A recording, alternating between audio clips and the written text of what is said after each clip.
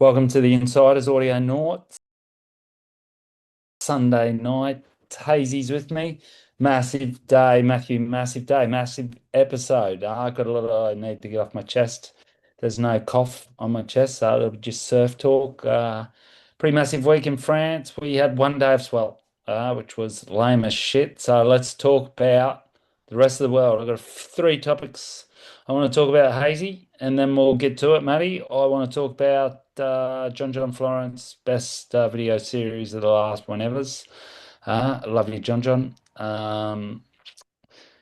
Stab in a dark first episode, Harry Bryant, a juxtaposition of great surfing, and more importantly, the 100, I think 89 comments I saw on Stab at last count. And most importantly to us, Fiji's coming up on Monday, and it's really confusing one for me. So, which one do you want to kick off with, mate? You're the boss.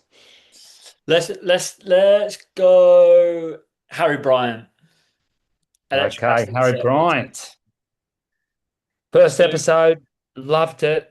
I really, in retrospect, I'm really not that surprised about all the do you call it bitching or hate on Harry, but I thought it was a great episode.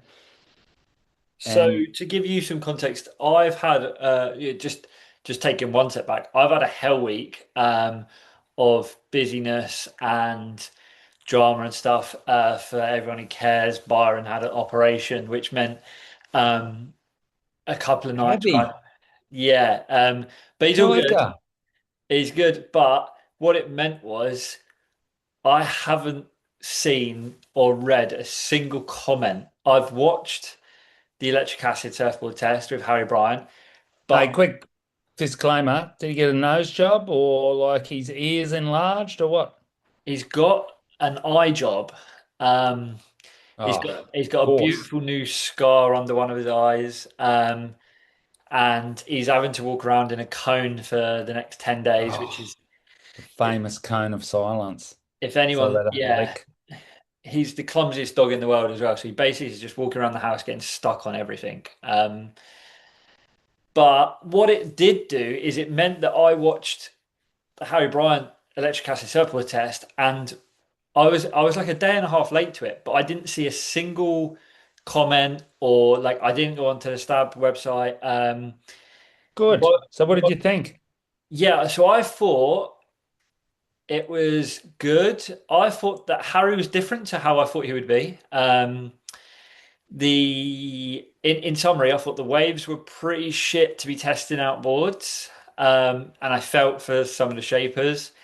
I really like Tom Morat, and um, yeah, I thought the dashboard looked sick. I and yeah, I mean, like, let's break it down. But overall, I reckon I'd give it like a good 8.5 out of 10. I wonder if that's, I'm pretty sure that's Pavonis, isn't it? You Yeah, reckon? yeah, Just a burgery wave on on those days he was out there testing. for sure. You know what I liked? I liked how he sanded off all the sprays because fuck, they do look dogger. And the idea that he's anal about it also I liked as well because I just think, and I saw this with a million people when they're buying surfboards, and you would have selling surfboards. The spray is so important to people, and if you hate it, you're gonna struggle with it. I also liked all his fins, and I also liked how he set all his stuff up. That's all stuff I kind of like. I don't always do, Yeah, but I am pretty meticulous about my fins. I'm really conscious of what fins I'm going to take on my trip and things like that, studying the waves and everything. I thought that was unreal. I think that's and I wasn't surprised that he's a bit of a I don't know how to explain it, but put it this way, I saw someone do a comment because I'm not going to go in the comments so you can kind of still stay a bit blind to it all. Someone's like, "Oh, I'm glad Coco broke up with him because this was people thinking he was a dick or something." And I was thinking, do they think Coco went out with him because he was this nice, conscientious, pliant kid? She's a bit of a rock star herself, the way she with all her Instagram and everything. Before him, she was with some superstar snowboarder, was it, yeah. kickboxer And or the thing is, something? I was more surprised about him being organized and kind of Yeah, so was I like versus him being a bit of a loose cannon, like turning up without with a fins runt. or yeah, exactly. And I think it's really funny because me and you are in the best way to put it, we're quite chaotic in a lot of things we do.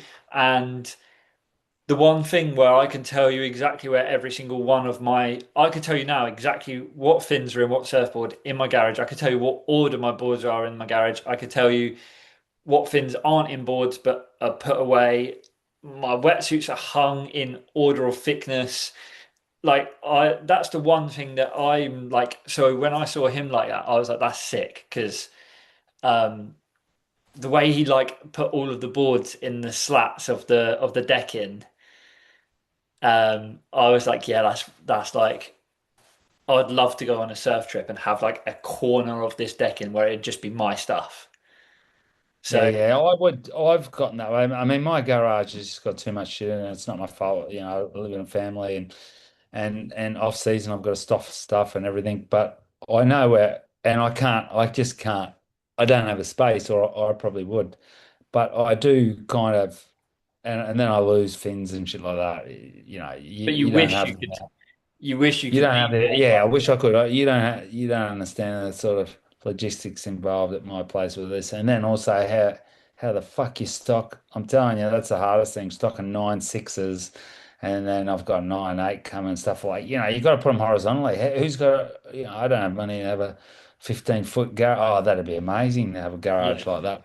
Huh? But I was a little bit shocked how he was an asshole Tom Morat. with Tom Murat, but that was about it, really. There was an asshole with that. He kind of a little bit doggy with the shapes, but no more than what Geordie was or something like that. I think No, it's a real good reflection of stab readers, to tell you the truth. I think they really, it's not. It's literally, I don't think it's Harry's fan base. You know what I yeah, mean? yeah. I'm feeling Harry's fan base is more people that just like hell forever, all that sort of shit, Do you and think it's a whatever. bit funny? I thought it was a bit funny that Stab kept that under a lid for like no one knew that there was this beef at the Electric Acid day that they had. Whereas potentially, if that was Pete Schroff and Kelly, Stab would have posted it everywhere. They would have dramatized You it. reckon they threw Harry a little bit under the bus there? Do you think they were expecting that sort of reaction? I, Because I think they're pretty big Harry fans. They do push him a lot with yeah, they everything push him a lot. because I think they get great sponsorship from Vans as well. Like, So I'm cynical. is the general consensus in the comments that he was a bit of a dick to Tom Morat? Oh, general consensus. It's overwhelming, bro. It's Right, okay, yeah, overwhelming. because I thought so, but I've literally There's just had it. overwhelming hate. The day that I watched it, I had a message from Tom Morat saying, um, "Your board's your board's gonna be ready to pick up on Monday." So I was like even more of a Tom Morat fan at that point. So I was like, he's a dick about Harry, but like not in general, but in that situation. Um, it's one of those ones where really they should both sit down, have a beer, laugh about how it's been, and then just crack on. But um, I thought that There's got to be a slight bit of hometown jealousy there. It's a pretty Noosa or Sunshine Coast school, I guess they would have went to. Maybe it was Noosa. And over the last, wow, you know what I mean? Harry's a bit younger than Harrison Roach. Is there a thing where there was a new star coming out of that little town, but he doesn't even live there anymore? hmm, I just had that kind of back maybe. feeling about Harry the last few years because he's just always got his bum crack out with his board shorts low and stuff like that. Now you can't tell me that half of that's not staged, but whatever. He's staging it a fair bit for his image. He's playing with his image, which is bringing him sponsorship. Yeah, And yeah, for sure. And I mean, it could be exactly just who he is, or it could be a little bit like, oh, that conveniently is board oh, shorts. so many surfers are dogs, though, man. People don't like getting dropped in on. He's a little bit older than him from the same place. He wanted more respect, all this stuff. Yeah, There was a Do you ever watch like the car series they do? I actually really like that. Yeah, And the his Ferrari boys. yeah, his episode was really good. I think he had Yeah. a four-wheel drive or whatever. Yeah, he does. And again, that was pretty organized. I still generally like him. I just think maybe like, he might have traveled real far that day and then surfed all day and was in a bit of a shitty mood, and then someone burns him as a No, lead. I think he was a little bit on the piss, Yeah. What did you think and there could have about? been there could be some backstory we don't know about it. And Yeah. honestly, What I did really you didn't think about care. him not using the fins he should? Yeah, I'm kind of used to seeing that sort of stuff too, because really high level surfers don't always want to listen to the shapers, Well, because in their mind, they know what they want. Huh? I think it's And they incredible because so coming out like last week, I've recorded this podcast when it was on your birthday, so I just done it on my own with this guy Pio Maresca, who's the founder or like, the owner of MFC Hawaii, and he's a designer of fins at FCS. And we talk in depth about how important obviously fins are. Me and you have said it I'm a long I'm sure time. you do, Matt. Um, and me and you have said it heaps about how and Dave Rastovich had a board he hated and he changed the fins and it ended up winning Electric Acid Surfboard Test. So I thought it was quite interesting how on the Morat especially he wouldn't use the fins that were supplied, which Yeah, because I like the Kelly thing. I think he realized that. But you know what? Gracie used to recommend us these fins, and they were so stiff and dogger. It was horrible. I got a fish off him once, and he made me use these fins, and you couldn't turn the board. And that's how Gracie surfs. He loves a really stiff board. He's short. He's stocky. He was really powerful. And some dude bought this absolute wanker bought this fish for his son. This rich dude. He was ex Carlsberg distributor in Denmark or something like that. No, not Denmark. In Sweden maybe. Anyway, he bought this board for his son, and they got the thing and and Oscar goes, those fins aren't going to be good for that. He goes, what do you know? You're not the shaper. And I was like, yeah, okay. He really pissed me off anyway. And then he tried to hustle me for a deal on it, and I wouldn't give him a deal because he wanted the top of the range fins, whatever. He comes back 2 weeks later and goes, oh, he doesn't like the board or the fins. And I said, speak to the shaper. I don't know anything. yeah. I do think though, like on that point, like if he tries a board with the fins that he likes in it and stuff and it doesn't go, like Dave Rastovich done, and we don't want everyone to copy Dave Rastovich, so it just is what it is. But like Dave Rastovich changed the fins after speaking to like an expert, and that board won. So the fact that like, and it wasn't just on the Murat, like on the But don't get me wrong, Matty. Back onto the Marat board. I still would have tried his fins that he gave it to me yeah, first. well, First. I'm not hurried. Like, I and would have tried them first, and then if they're not good, then you start switching up. and he done it on the Corey Munn board as well. He was riding it. It was designed to be a 2+1, riding it as a straight thruster, and then obviously Then buckled said it it. was too stiff. Yeah, Was that it? Was it supposed to have a smaller center fin? yeah. Yeah. Um, but let's talk about Gash because I Oh, he's unreal. That's one of Fipsy's yeah, like partners. They were in partners with Gash together. Greg Brown, unreal, doesn't know anything about it anyway, and also a legendary surfer and shaper. so sick and so cool how he was like so out of the loop, like in terms of like probably didn't know what who Harry Bryant really was, didn't know where they were going to be surfing, like just shaped this board and the board looked like probably the best board so far in my. I mean, probably had the best waves because the wave was a smaller but nice shape to it. But I think it was like Oh, the board looks sick.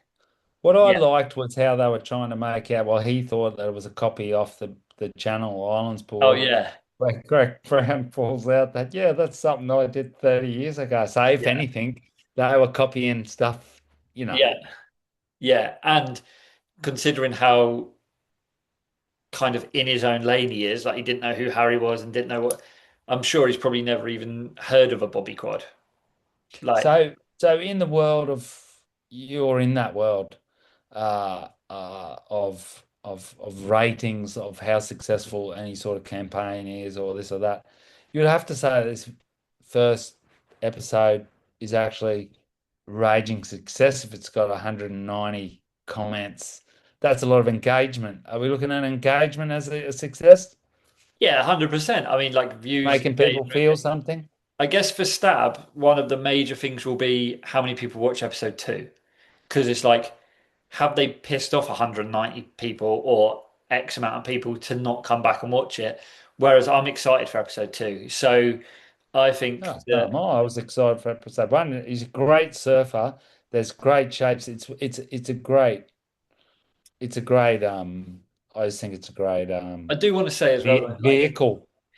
as a public service announcement, he obviously knows a lot about surfboards and has equipment and stuff. Like, if you spray, like, if you get a spray on a board you don't like, please don't start taking sanding machines and doing that to your own boards because most sprays are under, like, they'll be under the glass, like, nine times out of ten. Obviously, this guy sprayed over the deck because they were already shaped, and he sprayed them I all. wonder why they did Um, that. I just think that they made great look boards look less great they personally looked too. awful. Like, I I hate, you've obviously seen boards that are sprayed over the glass. I think they look shit Oh, it's anyway horrendous. because it feels horrible as well. So when I Yeah. saw it, I was like, oh, that's rubbish anyway. And then the fact that, like, they sprayed them a horrible, like, I mean the colors aren't even horrible, but just the Not design, even a nice the pink, look is of it? them. Yeah, I mean, they just looked rubbish.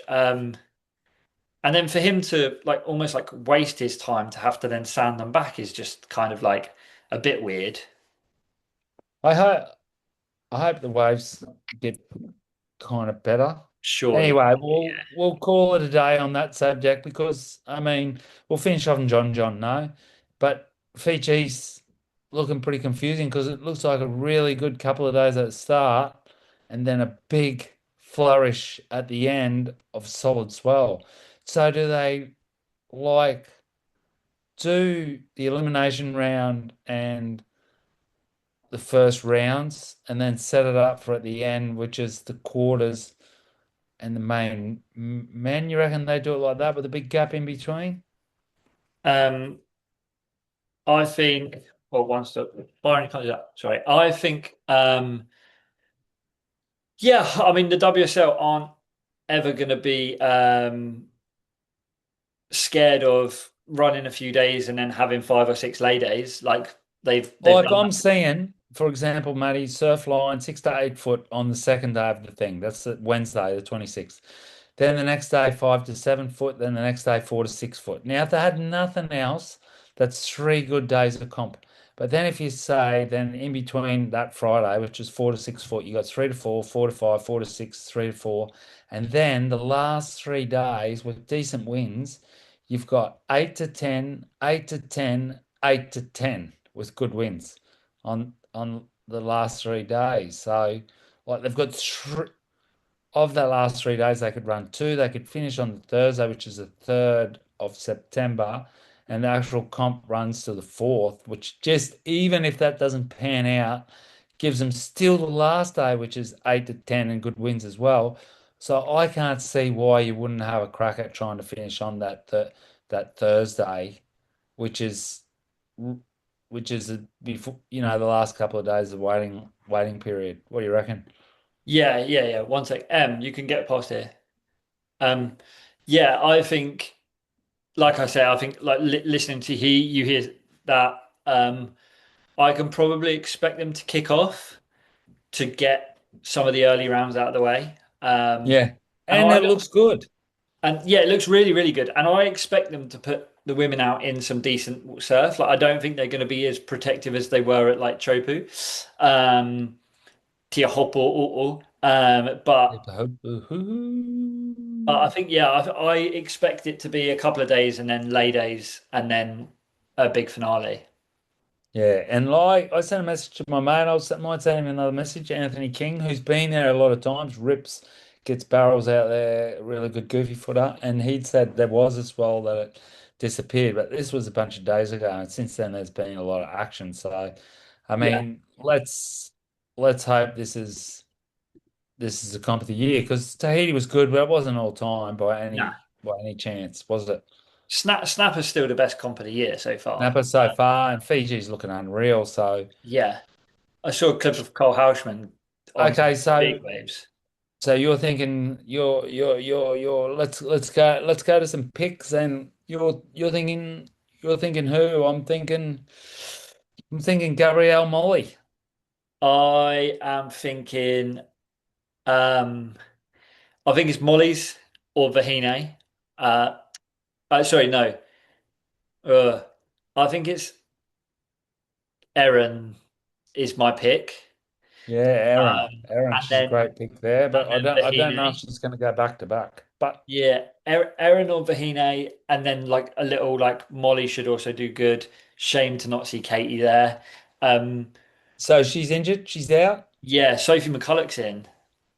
Okay, but so what's the update on Katie? Just yeah, they haven't specifically said what it is, but she's like Back strain. yeah, she can't like twist her body and stuff. Okay, yeah, so So she's out. And then the next comp after that's what? Trestles. Trestles, yeah, She wasn't in the running for the title. She's done the right thing. She's out. Cloud break's not a wave to rest your back.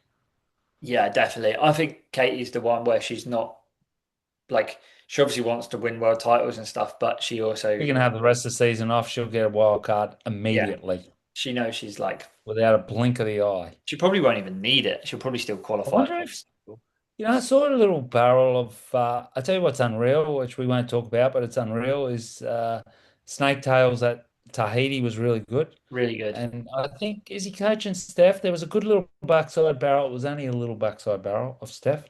But you know what? I reckon she might like, I'd like to think she might surprise people at Cloud Break because she's tall Yeah, I think so. and I she's think got she's that great definitely style. And that's what I was thinking about 100%. Katie, but she's not in it. I think it's a wave with technique. Yeah, and I think it's like we said it on the Chopes one as well. It's just obviously it's still a scary heavy wave, but it's just not the same as Chopu, is it? So, um, men's wise, I think that my two picks will be Medina or Cowley. Yeah, yeah. And Cowley, great pick as well. And obviously Jack, because he's just an insane tube rider, backside. Yeah, I But then refuse. there's Jack and Griff, and I you're not refuse. feeling him. And I you know refuse who to pick else I'm Jack. thinking for a sleeper, but he's not really a sleeper. Ethan. There was an edit drop of him just detonating that place, and he's got an insane background, and he's been there a bunch. And talking And about Lobby, that, Lobby, earlier this year, yeah, before was Lobby. it He'll before? be feeling confident. Yeah, he got that mental one. And Callum, those guys look great, but there's so many if you're looking at Yeah, like Yago, 100%. Like my Gabby and Diego. Atala. Yeah, Oh no, O'Leary. I've Sorry. left Italo out of my team. I've gone like Gabby, Diego, Cowley, and I think I've gone Ramsey. No, I've gone Cowley and Connor O'Leary, and then I've gone Tier C. There was an obvious pick in Tier C. I think I put Ellie Hanneman in that one I because he think was against some dude. I've gone Eli Hanneman, and I've Yeah, gone the dude you wouldn't think that local wild card could take him out. no, and Jarvis Earl got the other wild card, and I like as much as I And the like other Jarvis. heats kind of looked a little bit difficult. So Yeah, I'd quickly. Who was my other tier C? Because I went. It was a really obvious pick. I Uh, just think Ethan looks insane out there. He reminds me oh, how Ramsey. Parker used. Yeah, Yeah, Ramsey. Ramsey's. He's in tier C, so I picked Ramsey as well. So yeah, who are you? So you're for the women. Who are you? Like pick Didn't two. think about Cowley, and I don't have him in my team, but I just really can't see how he won't go good there because he's just an insane barrel rider, incredibly powerful, and good in a big ocean, Yeah. which is which is the underground peak with Jack, but Jack's just doesn't look like he's here, does it? No, but then that would be typical Jack Robinson as well, wouldn't it? Yep, yep, yep. So the thing And with Jack honestly, is, Griff as well because he's just yeah, so good. Griff's on a little bit of a charge. I think I wouldn't be surprised if Griff done really well here. Um, the thing with Jack Robinson is the one time you don't pick him, he'll win the event. Mm. That will literally be it. Like, um, I will probably be doing a podcast early in September saying, "Well, I was wrong," and we're saying that Jack Robinson's just won Fiji. It's a Like, really hard comp to watch, isn't it? If I remember from it's like Aussie time, isn't it? I PG time. think it's What is it? close to Aussie. 6:45. All right, so yeah, look at that. Like they're not going to start before 7. Let's say 7.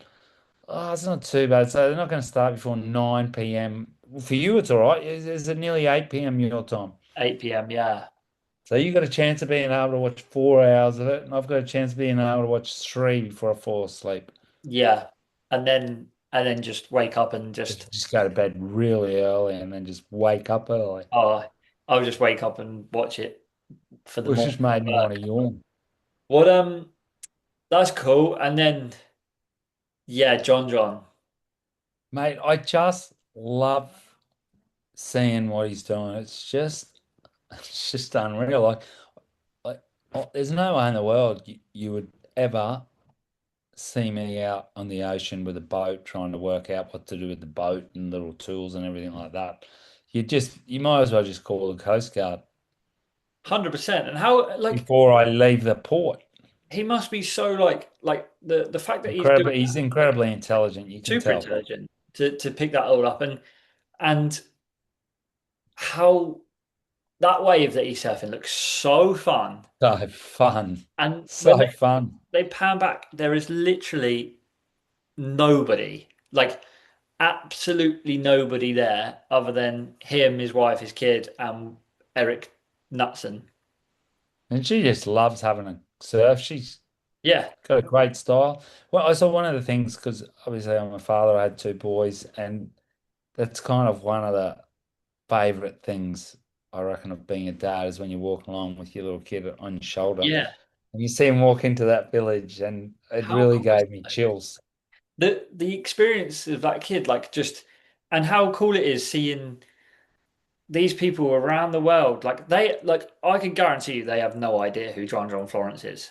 They're just seeing a curly-headed white guy with a kid on his shoulders, and they don't care. They just want to be. They want to say hello. They want to be happy and embrace people coming to their like obviously in the right way, coming to their places and I thought it's and I just can't get over how incredible that must be for that kid. Yeah. Even though, like, to tell the truth, he's so young that he'll most probably not remember a whole lot of that when he gets older. And at the moment, I think it's great. He's with his parents. That's a really important thing. He's not off at in a childcare center where you don't know the people. I think it's just a more of a um experience for the kid and for them to Yeah, be with their kid, their own child, in that tight environment where the rest of the world's just put at bay because the rest of the world's not really that fun for a lot of people. So the fact that they can and they've got the opportunity and they're doing it to be in that tight knit circle, which is what you kind of would love to everything where that's where you want to be, and they're there yeah. together.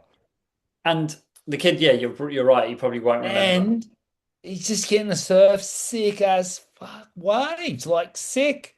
Yeah, And and what I thought from the last episode, sorry, mate, I'm having a blab there, was the kid says, "Look, Daddy, that's a good wave." You imagine, that's what I was thinking.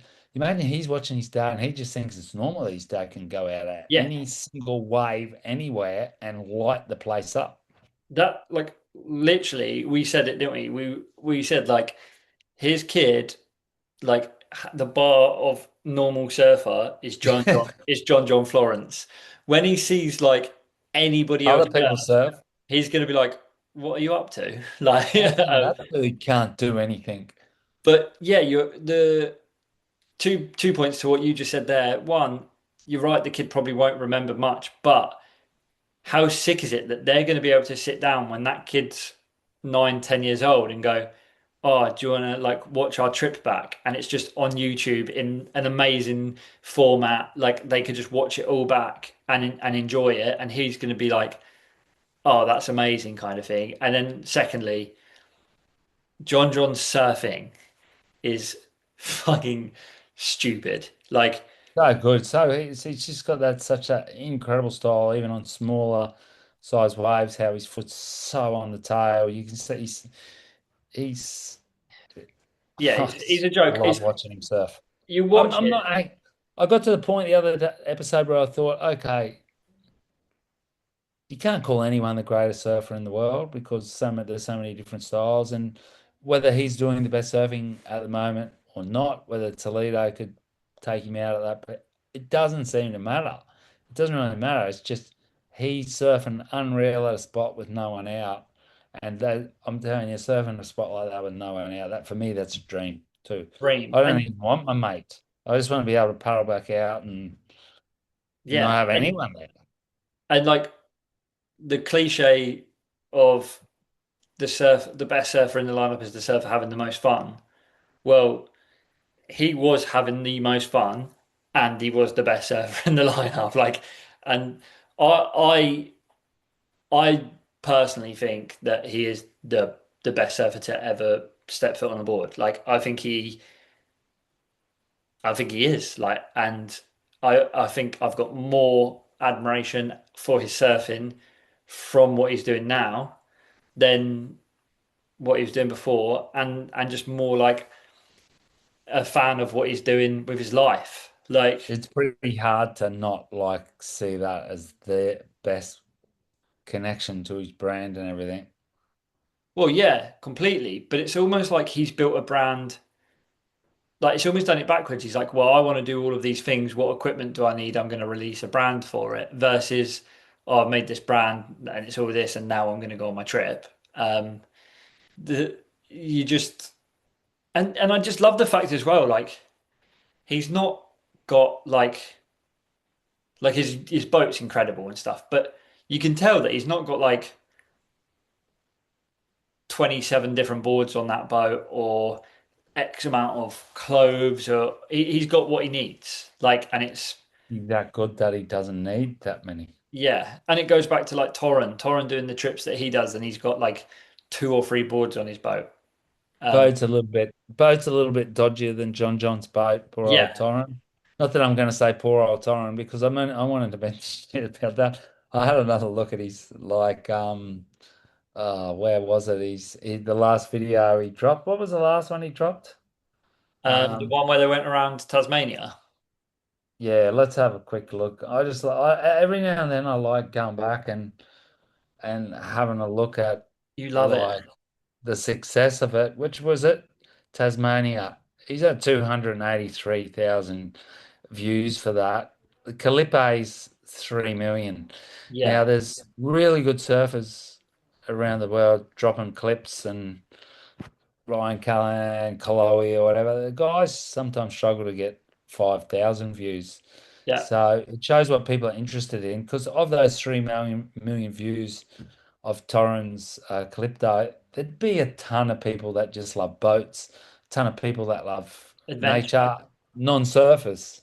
Yeah, the people who love adventure. Like you Yeah. watch, like Like watching David, have you got Netflix? Sorry yeah, to yeah, yeah, ask a yeah. stupid question. So David Attenborough's got a gorilla story. Have you watched it yet? No, not yet. But Watch it. Just watch it. Sorry, I watch shameless all of plug in the his middle stuff. of our thing.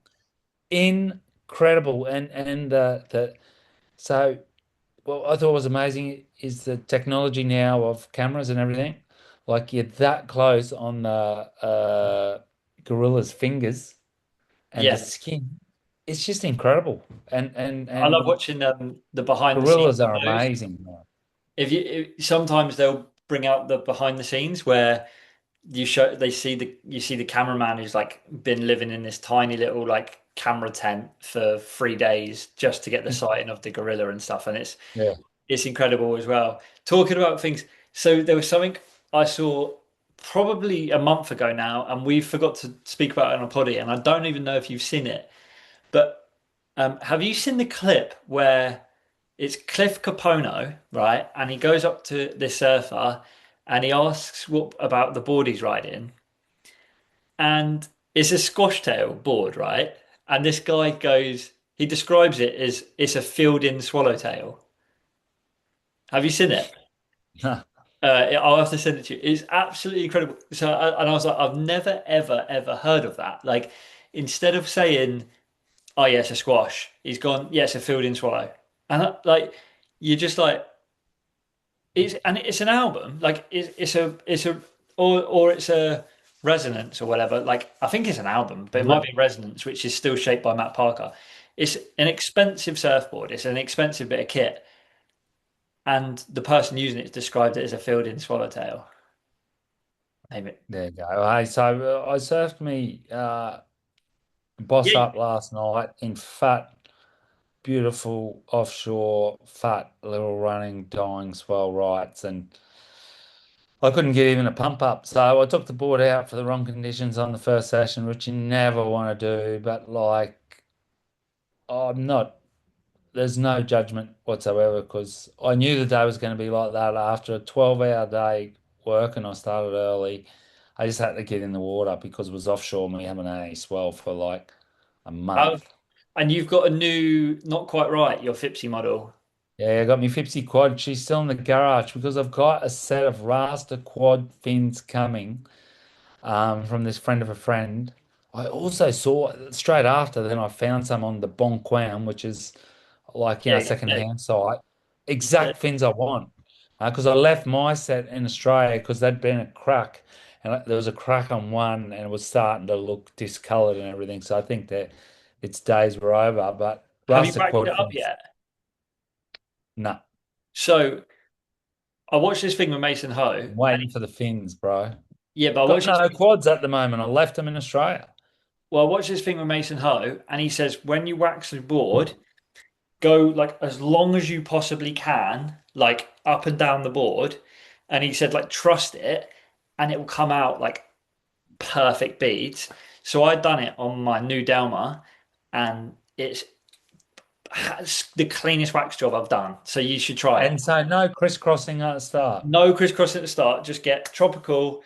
Put it in. Tip is put your wax in the fridge like for an hour, then tropical, and then literally just as long as you can, like on the like if it's a square or Walk up along because Mason rides tiny boards and I'm yeah, going to but my wax up to down was 6'8". my down was 6'4", so I just done it half. Like just literally, if you can hold it and do that with your arm, and then redo it and then you're good. Like and then go over when you put the top coats on and stuff. Do the same, and you get the Okay, so I'm going to have a perfect crack at beading. that, Manny. I'm going to have a Give crack it at a that. I crack. can handle that for a tip.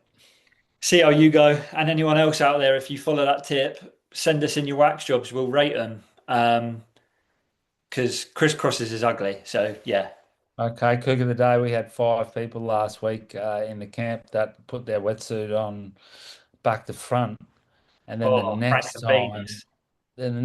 one of those dudes, Antoine again, who was running late for the second sesh, came down with just Roxy wetsuit on that was too tight. And you just had to have a crack, and then you just had to take deep breaths and say, these people have no idea like what world we're in, so you We're can't having judge fun. people. So thanks for coming, Matty, on Sunday night. We'll speak Sunday. soon. Good to speak to you. See you soon. Au revoir. Au revoir.